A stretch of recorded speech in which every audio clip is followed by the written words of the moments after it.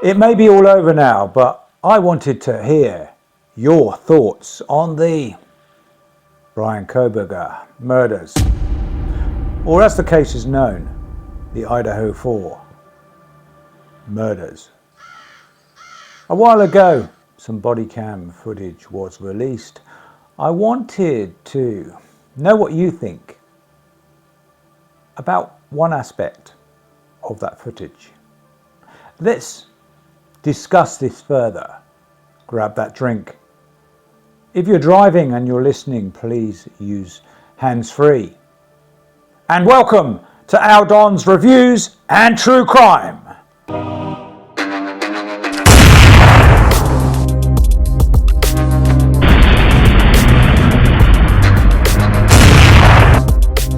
I hope you're doing very well anyway, and I hope you're in good health. Sorry, I've been really busy. I haven't put out hardly any content, but bear with me. I hope you enjoy this one. I don't normally get too many viewers on this particular subject, as morbid as it is. So I do different things, and that's always been the case, and I've been very busy.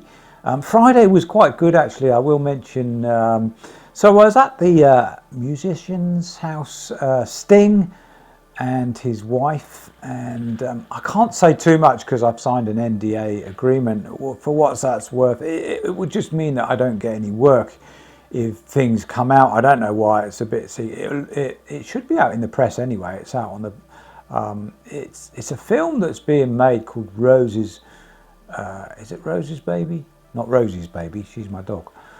Rose's Baby, and it's on ITMDB, and it's being released anyway soon because that was one of the final scenes. And his dog, I've got a selfie. What a fanboy.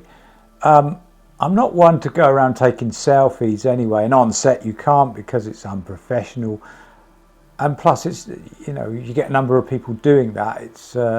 It is fanboyish, but I got one of the dog, didn't I? So I am still a fanboy of that dog, Lenny.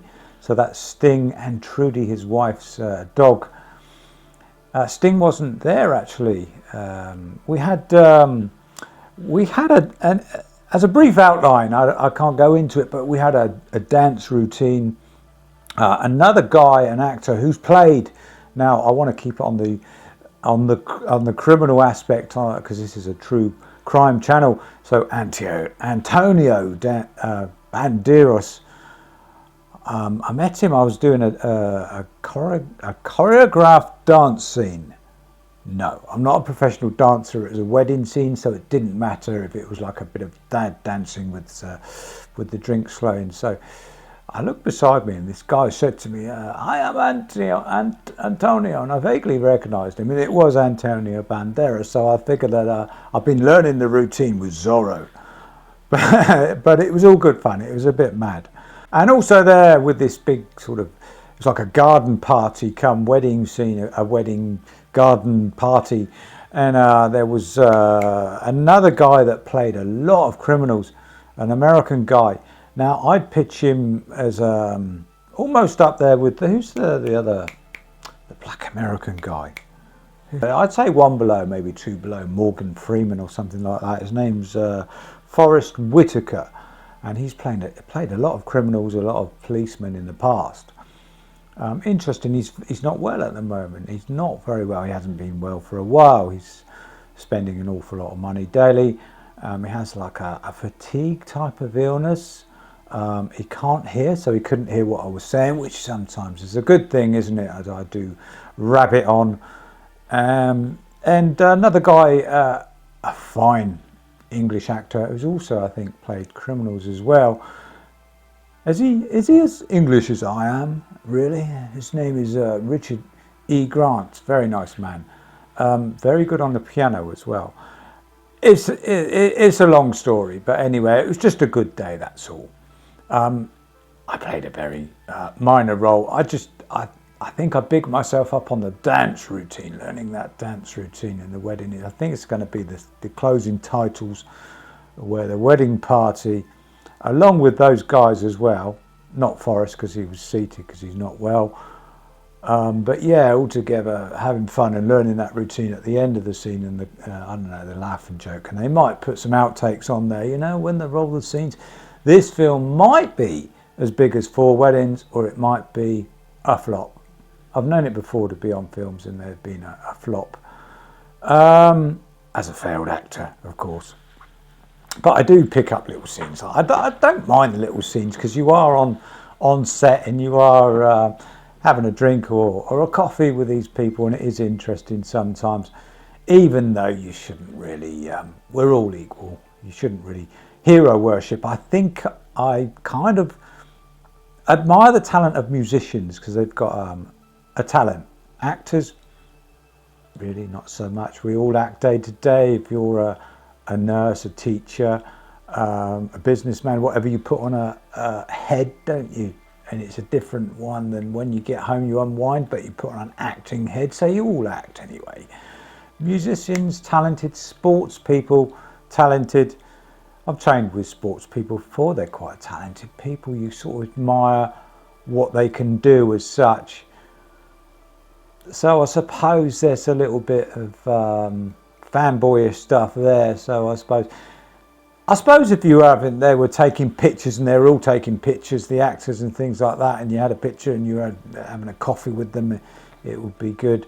I'm not into running up to someone in the street who's well known and having a selfie, but some people like doing that. That's great, that's fine. But anyway, back to the Kohberger footage of the body cam. So it shows one of the now she's a witness, one of the witnesses. So 4 people died. You know about the story anyway, but I'll go over in brief. 4 people died. They were murdered within this house. There were housemates within that house. One of the housemates was a girl called Dylan. She is speaking on the body cam footage. Just view it. Just see what you think. Just see what you think, and let me know your thoughts initially. Let me know.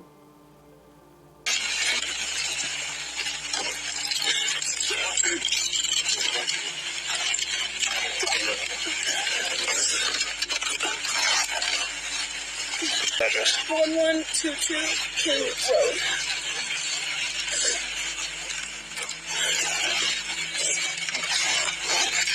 Is your driver's license right? Yes. Okay. How much have you seen on that? No, I don't really know. I just saw my friend when I called because we were so scared. We're like, can you please come help us? And that's all I saw. Told us not to go in. That man right there. That helped show you. Did go in there. Yeah, and that's when he told us he needed to call the cops right now. Do you mind just waiting over there for me, please? Okay. Now I overheard you talking about last night. Yeah. Okay. You don't have to. The more we know right now, the better. I can start this process. Yeah. Somebody will probably be revisiting this interview with you very soon. Again, okay? So you're probably going to have to retell the story. That's fine. All right. What do you remember seeing? What started? I remember I was in my room, and I was trying to go to bed, and I heard Kaylee, who ex-girlfriend, who has a dog in her. Real fast. Which one was your room? Kaylee. Which one is your room? Oh. What room are you in? You were in that room? My room, not Xander's room. My room. And your room is this one right here? Next to the stairs. That one is Xander's room. Second floor room. Second floor. Okay. All I heard was I heard her go upstairs. Like, okay, I'm gonna go to sleep now because she's going upstairs. Also, you heard who go upstairs? Kaylee and the dog Murphy. And upstairs to the very top? Yeah, that's where her room is.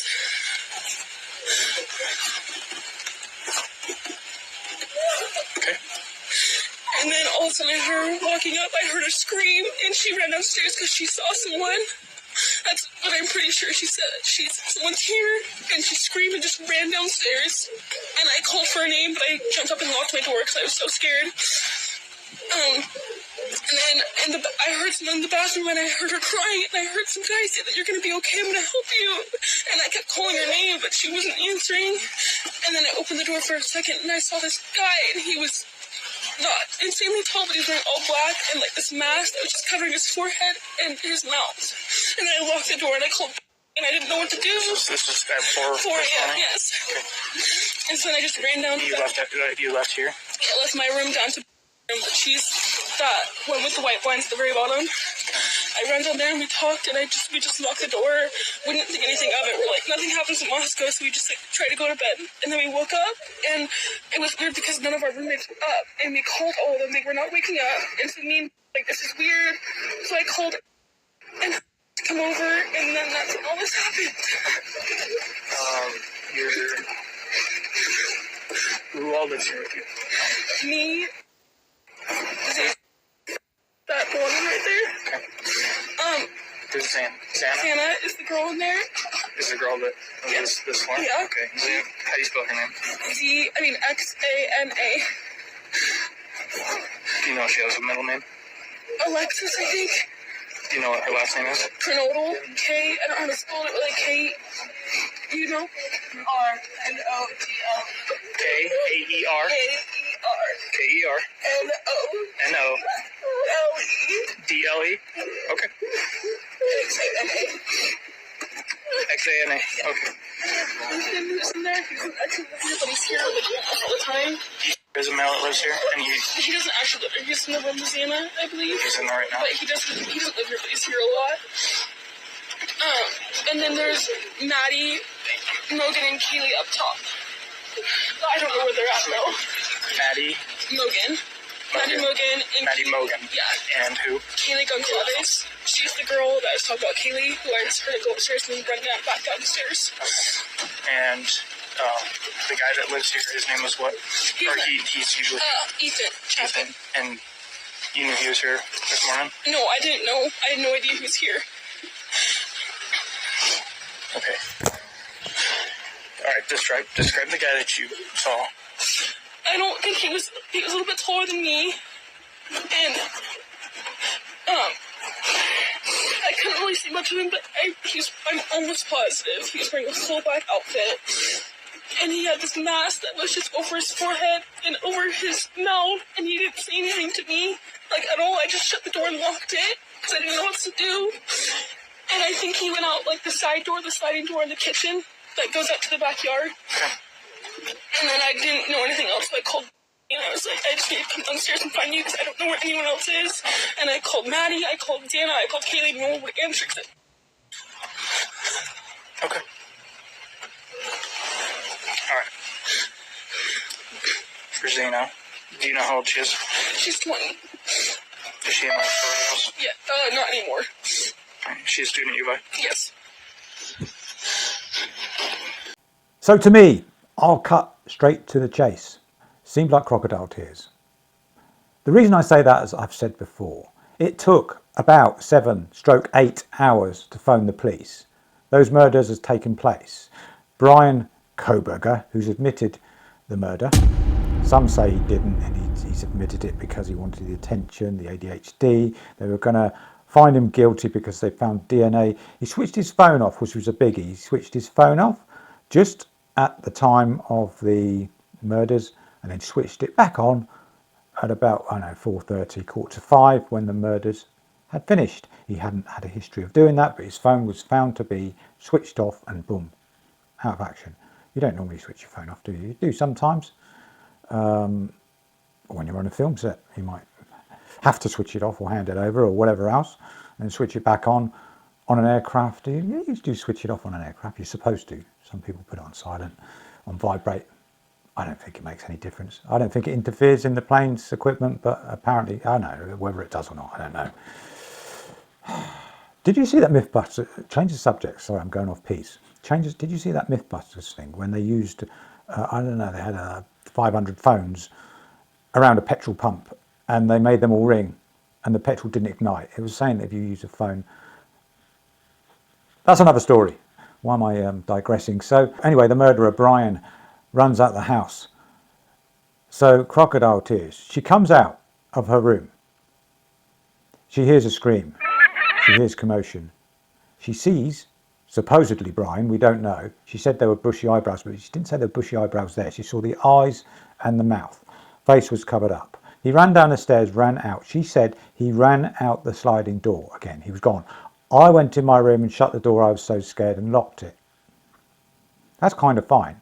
But if she knew that he went out of the house, people screamed upstairs, so they might have been killed. In your mind, you'd think, oh, hope they're all right. You'd go and check, wouldn't you? No, she didn't. Apparently she rang somebody else, wherever it was, I don't know. She rang somebody else. Wouldn't you ring the police straight away? Just saying, oh God, someone ran down in a mask, heard screams. Must have been terrible screams, really. 7, 8 hours before somebody within that household, the other housemates, called the police. So that's why I say crocodile tears. There seems to be more to it. She was trying to hide something from the police. Now, it's said that they're students. I'm not saying all students, but some students take drugs. They found drugs on the premises.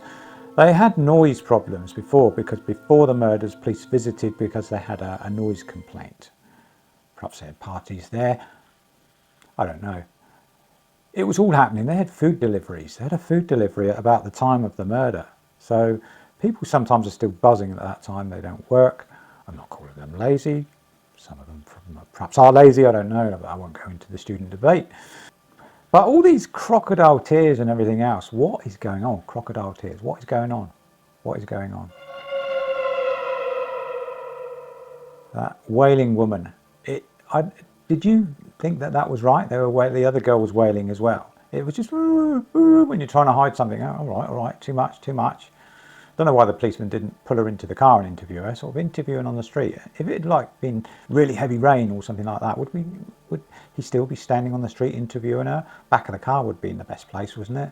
With another recording from the car as well as a body cam. What do you think? I don't know. So it took them that long to go up and check. Apparently they checked. And they said somebody's unconscious. You would know if 4 people have died. Is it 2 rooms? So 1 room, 2 people, the other room, 2 people have died. Blood everywhere because there were terrible injuries from a knife. Apparently there was another weapon used. There was a K-bar knife and another weapon used because the injuries were different. Weren't all done with a K-bar knife, apparently. Could there have been more than one killer? We kind of still don't know, do we? Bryan Kohberger had DNA, supposedly. Apparently, I don't know, it was a bit dodgy on the sheath of the knife. It was traced back to him. It was a bit wishy-washy. But why? Why 7 hours? Walking upstairs, seeing somebody, oh, they're unconscious. Oh, we'll just leave them. No, you'd go and have a look, wouldn't you? You'd see blood. You'd check a pulse probably. You'd see that they weren't breathing, really, wouldn't you? If they're unconscious, you check whether they're breathing. I really don't understand what was going on in that house. Unless there was an accomplice within that house. Did they joke around and say, oh, I don't like it? Did they have some sort of argument with one of the victims that was murdered? Did they have an argument or something? Did they say, oh, I hope I could kill her or something like that? You know, when you say you're going to kill someone, you don't really mean it. I don't know, was it something like that? What was the guilt? What was the guilt that made you wait before you called the police? Like you want to, oh, shall we dispose of the bodies or something? I don't know. It's weird. In my mind. But there again, I might be barking up completely the wrong tree. And there are a lot of people slating other people for thinking this. So I'd be one of the ones that would get slated for saying this, but don't know. Put down in the comments, if you're watching, that is. Put down in the comments what you think. I wanted to keep this short and sweet because I wanted to discuss something else.